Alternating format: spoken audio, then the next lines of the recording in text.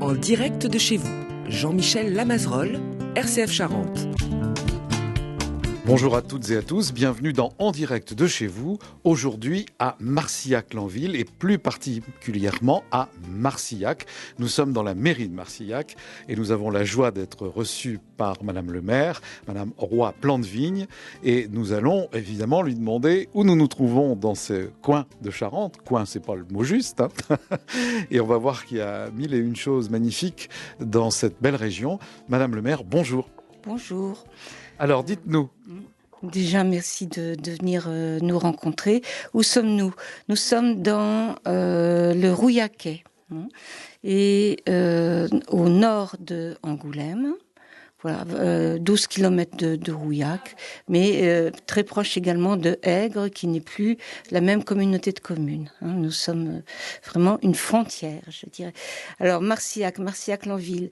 Lanville a été rattachée à Marcillac en 1657, je crois. Enfin, je mets un petit doute sur la fin du chiffre, mais dans les années 1600. Donc, ce n'est absolument pas récent. Il y avait autrefois il y avait deux églises, on va dire, sur Marcillac-Lanville. Il y avait la prieurale de Lanville et l'église Saint-Michel qui se situait un petit peu plus dans le centre de Marcillac et qui a disparu, qui n'existe plus. Oui, parce que quand moi je suis arrivé en voiture, je me suis dit je vais peut-être me guider avec le clocher. Il y a peut-être certes l'abbatiale, la primatiale dont vous parliez tout à l'heure, et priorale, et du coup oui prieurale. On va expliquer tout à l'heure avec le père Morin qui nous fait aussi l'amitié d'être là. On va lui donner la parole tout à l'heure de parler de ce magnifique endroit. Et je me suis dit tiens mais à Marcillac je ne vois pas de clocher. Alors vous venez de nous donner la réponse. Et pour cause. Donc le clocher est à Lanville. Ça fait un petit 900 mètres d'ici à peu près. Voilà. Bien, alors, parlez-nous un peu de Marcillac-Lanville. Vous êtes à la tête de cette commune. Combien d'habitants ? 400 et quelques, je ne sais plus. 530 environ. Là, on attend les chiffres officiels de l'INSEE, mais aux alentours de 530 habitants. Pas mal de nouveaux arrivants, ce qui fait très plaisir. Nous avons une école qui accueille les CP-CE1 d'un côté et puis les plus grands de l'autre, donc CE2, CM1, CM2, et les enfants plus petits, plus jeunes de Marcillac vont à Amberac, qui est une commune voisine. Nous sommes en RPI avec cette commune. Faut juste dire pour les gens qui savent pas, qui sont pas dans les trucs des conseils municipaux ou autres, que c'est que RPI. RPI, en fait, c'est le rassemblement de villages au niveau scolaire, et puis ça nous permet déjà d'avoir un peu plus d'enfants parce que nos villages se dépeuplent. Ça, c'est pas une nouveauté, malheureusement. Et donc, en se réunissant de cette manière, on réussit à avoir un chiffre qui est honnête pour l'éducation nationale, ce qui nous permet, par exemple, pour Marcillac, d'avoir 2 classes, ce qui est très important. Alors, ça n'est pas des classes très importantes, il n'y a pas énormément d'enfants. Ils sont 15 pour les plus jeunes ici et 17 ou 18 de l'autre côté, mais ça permet un enseignement de proximité et donc de qualité, forcément. Ce à quoi je tiens. Bien, et ça donne de la vie puisque j'entendais tout à l'heure en vous attendant et en attendant nos services civiques que je salue et Kylian qui est là aussi aujourd'hui pour la partie vidéo, eh bien d'entendre des voix d'enfants et d'une maîtresse qui fait l'école à côté de la mairie comme jadis. Et je dois dire que le village est remarquablement entretenu, refait et que c'est très agréable. On a la chance quand on enregistre qu'il fasse soleil. Alors on vit de quoi et le tissu, j'allais dire, économique de votre commune? Nous n'avons pas d'entreprise, de grosses entreprises. Nous avons des artisans, menuisiers ébénistes, maçons, couvreurs, qui habitent Marcillac, mais qui bien sûr circulent, font le tour. Des agriculteurs, Quelques-uns cultivent la vigne qui revient petit à petit, mais c'est surtout, on va dire, polyculture essentiellement. De moins en moins d'animaux, de moins en moins, voilà. Ça c'est pareil, c'est un autre problème. Et puis nous avons la chance sur Marcillac d'avoir conservé quelques commerces. Et c'est un plus, ça aussi, ça permet de vivre. Le dimanche matin, il y a un marché. Voilà, bon, c'est un petit village qui vit. Bien, est-ce que au niveau tourisme, ce monument historique, où nous allons aller avec le Père Morin tout à l'heure, attire du monde? Comment est-ce que tout ça fonctionne? Parce que c'est pas si évident de faire venir les gens. Ils vont plus facilement au bord de la mer ou à Angoulême, ou etc. Mais comment vont-ils dans la campagne et comment en profitez-vous dans le bon sens du terme? Alors, ils vont au bord de la mer quand il fait beau. Dès qu'il pleut, ils visitent l'intérieur du pays, avec des paysages bien évidemment totalement différents. Nous sommes en train de travailler avec la communauté de communes et le PETR sur la création d'une animation qui s'appelle Légendaire. Légende, R majuscule. Cette animation aura lieu au niveau de la Prieurale. Le but, c'est bien évidemment d'attirer des personnes. Alors, il faut avoir bien sûr un smartphone, ce que beaucoup de personnes ont.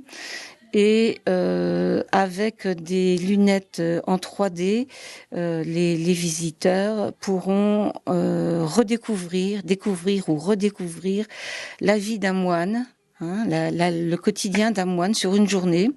Et également, ils vont pouvoir revoir l'église et les bâtiments tels qu'ils étaient avant qu'ils ne tombent en ruine. Et qu'est-ce qu'il y avait d'autre? Enfin, c'est essentiellement ça. Voilà. Sachant que Légendaire existe déjà aussi sur Rouillac, au Bouchot. Donc, on peut aller le voir déjà là-bas pour voir à quoi ça ressemble. Et nous, ce que nous faisons, donc, on travaille avec le département et la communauté de communes à ce sujet. Et nous, communes, nous avons décidé de créer ce qu'on appelle un cheminement doux entre Marcillac, à partir du cimetière, jusqu'aux premières maisons de Lanville. On va mettre des haies le long de la route. On a l'accord du département et il y aura un chemin qui va faire toute cette longueur, qui sera dédiée aux piétons, voire aussi pour les vélos, mais doucement. Donc ça va permettre aussi de relier Lanville à pied sans danger, parce qu'à l'heure actuelle, la départementale est très fréquentée et on y roule assez vite. Bien, ça c'est les projets. 2024, hein. Été 2024, c'est un projet qui se rapproche quand même rapidement là, et c'est très bien, ça fonctionne. À grands pas, c'est sur les chemins de Saint-Jacques-de-Compostelle, oui. Parce qu'on voit les panneaux. Ensuite, comment un monument comme cette église magnifique, eh bien, comment est-ce qu'on l'entretient, comment est-ce qu'on la fait vivre, comment est-ce qu'on finance? On pleure. On cherche les subventions, la DRAC nous aide. Là, nous avons demandé un diagnostic au niveau de la coupole, c'est ce dont je parlais tout à l'heure. Il faut savoir quand même que la coupole de Lanville est l'une des plus grandes, voire la plus grande des églises de Charente. Il y a une fissure, on veut voir si cette fissure augmente ou pas. Donc, ils vont mettre des repères et ils sont là en ce moment. Enfin, ils étaient là depuis 2 jours, ils vont revenir. C'est un architecte des bâtiments de France qui a ça en charge et nous sommes épaulés par la DRAC. Voilà. Bien. Mais écoutez, on a brossé un peu le tableau. Est-ce qu'il y aurait quelque chose que vous voudriez rajouter impérativement, Madame le maire? Il faut venir à Marcillac, il faut venir visiter cette église. Il y a des fresques encore visibles, il y a des graffitis qui datent de l'époque des pèlerins, quand ils passaient. Je pense, on a un cahier, on a déposé un cahier. Les personnes qui le souhaitent écrivent, bien sûr.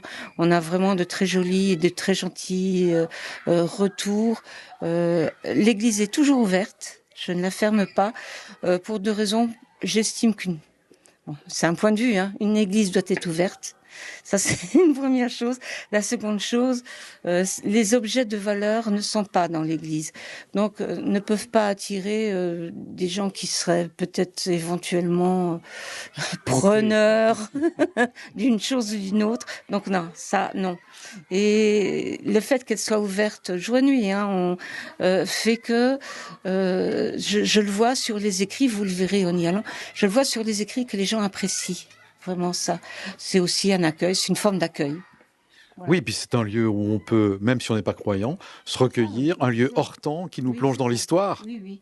C'est un lieu, vous allez le sentir tout de suite, d'un calme où règne un silence vraiment protecteur, j'allais dire, oui, mais sans être d'une religion quelconque. Tout le monde peut y entrer.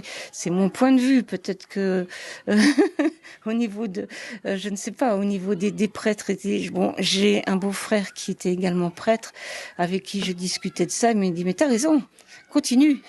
Voilà. Mais écoutez, je crois que c'est un beau mot de la fin, Madame Roy-Plantevigne. Et je vais passer la parole au Père Morin, qui me demande absolument la parole, alors que sur la table de la mairie, son livre et les photos sont là. Alors, Père Morin. C'était juste pour préciser que c'était le Père Pierre Plantevigne, qui a été notre vicaire général dans le diocèse d'Angoulême pendant de nombreuses années et qui était une référence pour l'ensemble du diocèse d'Angoulême et de la Charente, qui était un grand connaisseur, je dirais presque de l'âme charentaise, ce qui est maintenant très rare. Oui, alors d'abord, on a bien connu, vous comme moi, Père Morin, le Père Plantevigne, qu'on appréciait vraiment, et ça, je le dis du fond du cœur. Et en plus, vous êtes une famille complètement enracinée, sans jeu de mots, vous appelez Plantevigne. Alors, de toute façon, depuis des siècles. Et vous habitez place Plantevigne. Merci en tout cas, Madame le maire, de nous avoir reçus ici. Donc, Père Morin, nous allons aller à l'église. Alors donc là, votre livre, vous allez nous redonner le titre, parce que vous avez fait un travail remarquable qui s'appelle Le Ruffécois, Histoire et patrimoine, aux éditions La Geste, et il y a sur Marcillac-Lanville toute une documentation et de très belles photos. Oui, voilà, c'est le Ruffécois au sens large. En fait, c'est le Nord-Charente, et nous sommes ici dans les dernières communes sud, on va dire, du Nord Charente. Et donc j'inclus bien sûr la présentation du prieuré Notre-Dame de Lanville à travers de magnifiques photos et les textes historiques, mais aussi auparavant la première construction du château de Marcillac, qui est l'un des tout premiers châteaux construits en Angoumois. Malheureusement, il n'existe plus depuis la guerre de 100 ans. Mais voilà. Nous l'a détruit 2 fois. Alors, Madame le maire nous dit que Richard Cœur de Lion l'a détruit 2 fois. Bon, alors, je cherchais une église, il n'y en a pas. Un château, il n'y en a plus. Il n'y en a plus, non. Merci beaucoup. Il reste une mode féodale que nous avons bien l'intention. Elle appartient à un particulier. Nous aimerions travailler avec ce particulier pour la remettre en valeur. Voilà, ce serait très intéressant. C'était une vraiment des plus importantes. Oui, l'appel est lancé, Madame le maire. Merci de nous avoir reçus. On file tout de suite à l'église. Alors, je n'ai pas dit une bêtise, puisque nous allons effectivement aller à l'église, mais avant, vous vouliez nous arrêter, Père Laurent Morin, devant la Motte à Marcillac. Oui, nous sommes dans le bourg de Marcillac et sur les bords de la Charente, dès 867, les comtes d'Angoulême, les Taillefer, ont installé ici, sur ce promontoire, qui est un promontoire relativement artificiel, eh bien une fortification, une défense, alors sans doute à l'époque plutôt en bois ou avec des matériaux sommaires, dont malheureusement il ne reste rien. Et cette motte féodale a été donc un lieu fort de défense de l'Angoumois depuis le IXe siècle, à l'époque des invasions vikings, donc des Normands qui remontaient la Charente. Il fallait défendre les terres d'Angoulême et des alentours. Et ensuite, tout au long du Moyen-Âge, on sait que Richard Cœur de Lion a fait un siège de cette motte de Marcillac en 1173, et on sait ensuite que malheureusement cette motte a été démolie, ruinée lors de la guerre de Cent Ans, et elle n'a pas été reconstruite. Donc le château, le castrum de Marcillac n'existe plus depuis le XVe siècle. Et il y avait, comme le rappelait Madame le maire, eh bien effectivement une église à côté qui elle aussi a été détruite plus tard au XVIIe siècle. Donc, alors il ne reste plus rien, mais on fait mémoire. Voilà.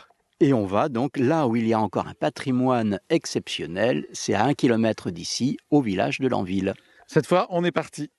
Alors nous voilà garés à côté de la prieurale, magnifique église romane dont vous allez nous parler, avec ce petit jardin médiéval au pied qui est un peu sec, hein, c'est normal, puisque nous enregistrons dans les premiers jours de septembre. Alors Père Morin, racontez-nous Marcillac, Lanville, car nous sommes à Lanville. Et oui, vous aviez raison de bien insister sur le fait que c'est une prieurale, on dit à tort abbaye de Marcillac. En fait, c'est une prieurale, et c'est la prieurale de Lanville. C'est-à-dire c'était un prieuré avec à sa tête un prieur et une petite communauté qui n'a jamais excédé les 10 religieux.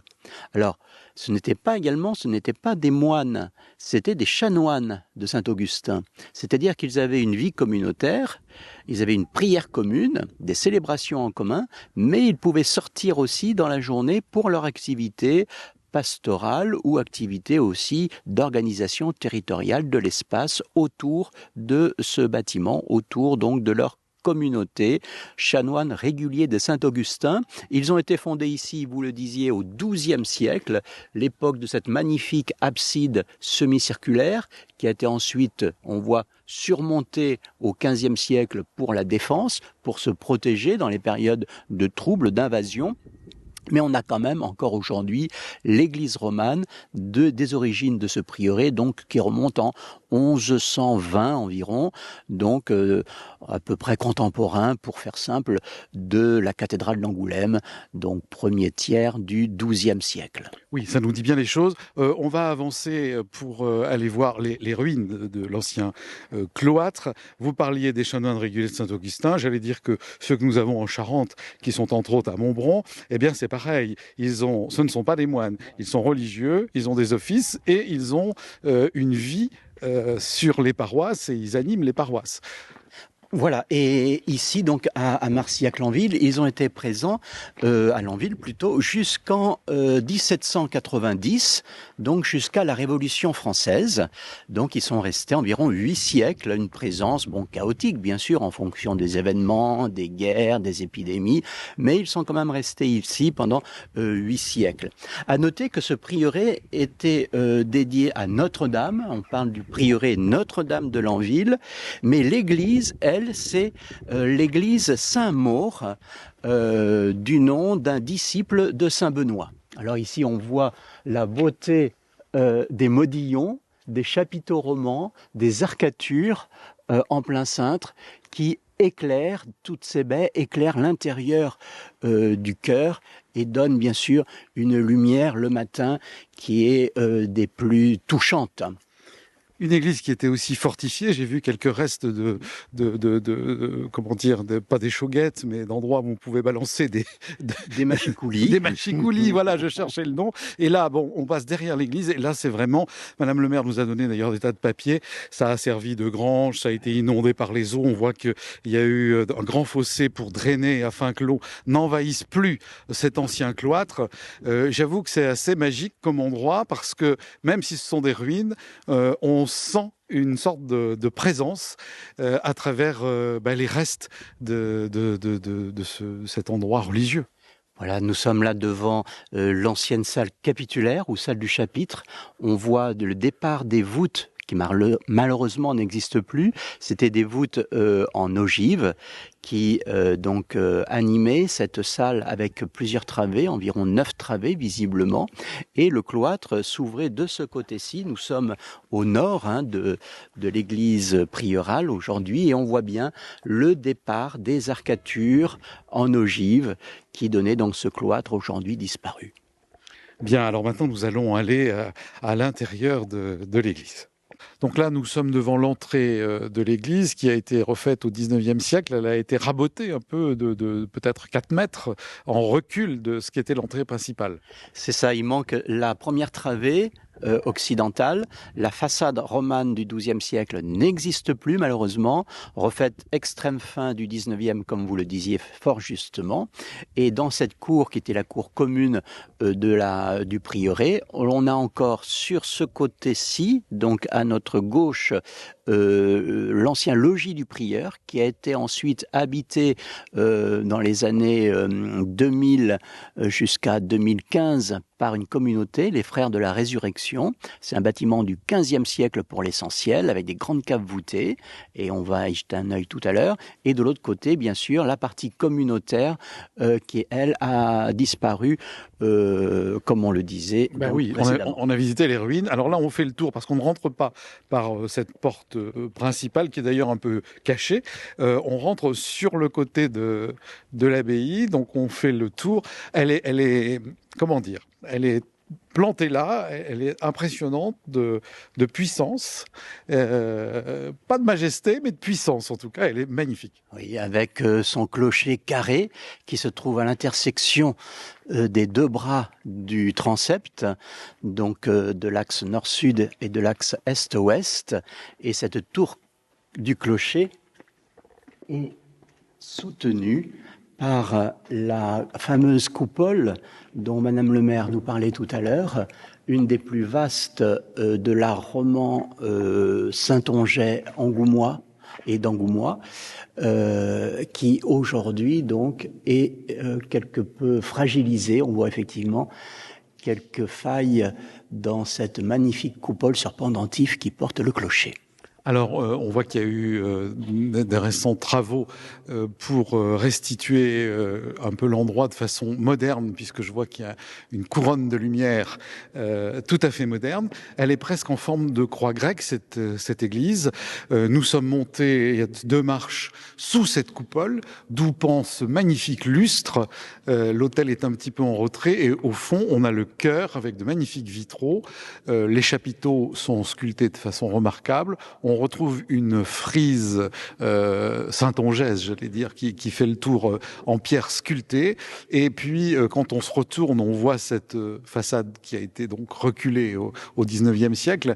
Et on voit également des fresques dont nous parlait Madame le maire tout à l'heure, dont j'aperçois aussi des instruments de la crucifixion, la colonne, le fouet, etc. Sur le côté. Et de l'autre côté, pareil, une sorte de tapisserie peinte de fresques. Oui, nous sommes là avec des peintures de la fin XVIIe siècle, début XVIIIe. Il s'agit en fait de l'époque où le prieuré était devenu une dépendance de l'abbaye de la Couronne au sud d'Angoulême, et cette abbaye donc de chanoines de Saint-Augustin avait suivi une réforme, la réforme des Génovéfins, ce qui a donné un peu de dynamisme et d'argent au début du XVIIIe siècle à cette communauté pour aménager, décorer leurs bâtiments, et notamment donc ces quelques fresques de la nef qui sont toujours visibles. Nous sommes effectivement dans une nef, vous voyez, qui a été refaite au XVe siècle. Ce sont des croisées d'ogives du XVe, restaurées effectivement, comme vous le disiez, récemment, dans les années 2000. Je me souviens encore de cette église avec les échafaudages.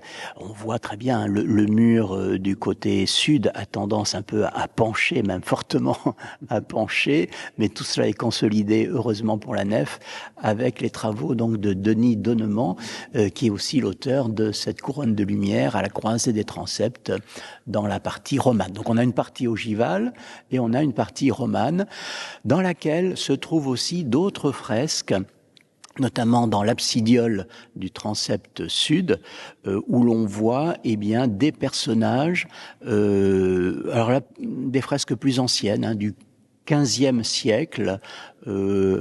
Ici, par exemple, il s'agit de Saint Louis,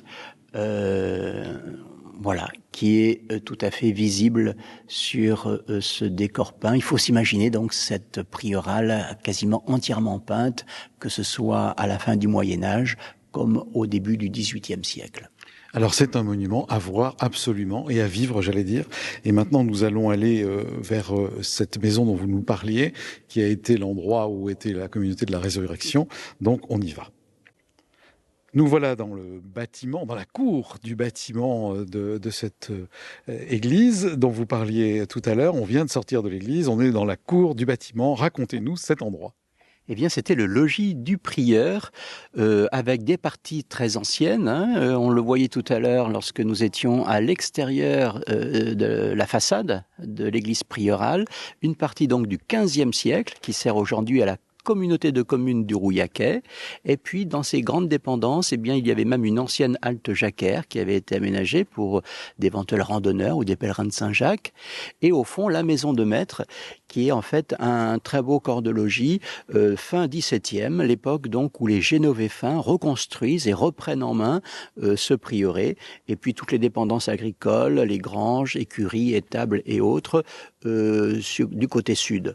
Voilà, très belle cour de ferme charentaise, aujourd'hui, qui accueille des familles ukrainiennes que la communauté de communes donc loge ici, dans le cadre donc bien sûr des échanges à cause de la guerre en Ukraine. Bien, écoutez, merci pour cette belle balade à Marcillac et Lanville. Marcillac-Lanville. Merci, on peut s'inspirer, bien sûr, en venant se balader de votre livre sur le Ruffécois, Histoire et Patrimoine aux éditions La Geste, Laurent Morin. Et vous aurez déjà plein d'informations.